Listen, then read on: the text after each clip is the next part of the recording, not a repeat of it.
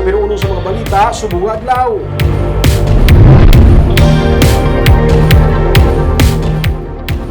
May mga market vendors na mahimong mapahalin sa mga merkado sa Bacolod tungod wala nagabayad sa renta.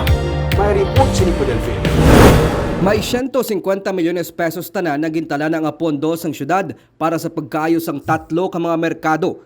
Pero hindi malipod nga sa piyak sini, kadaman sa mga vendors ang wala nagabayad kag permit delay ang pagbayad sang renta sa syudad. Sa pagsinapol sang katapos ang Committee on Markets, ginsiling ni Mayor Albi Benitez, isa sa mga merkado ang may 11 million pesos nga arrears ukon wala pa mabayaran nga renta.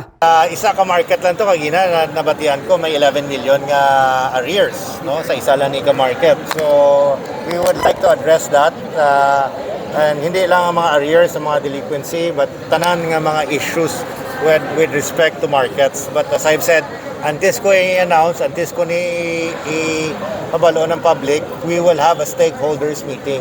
Magluwa sa mga merkado, may mga stall owners man sa Manukan Country nga wala nagabayad sa tinuig na nga pag-operate. Suno sa alkalde, pasakaan nila sang kaso kag sarang mapahalin ang kutob sa mga hindi magbayad sang ila utang sa syudad. Ano matabo sa hindi makabayad sa arrears?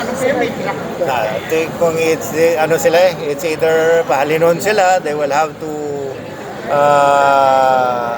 be removed from the premises and kailan sila sang case. Ang alkalde nagpatawag na sang pagsinapol upod sa mga opisyal kag tiglawas sang Market Vendors Association agod mapatod ang mga tikang sa pagsettle sa mga delinquent accounts. Ginapaabot niya man ang pagpasar sang resolusyon sa konseho angot sa paghatag sang amnesty sa mga market vendors nga sarang magbayad sang ila arrears sa syudad. Nico Delfin para sa DigiCast Negros.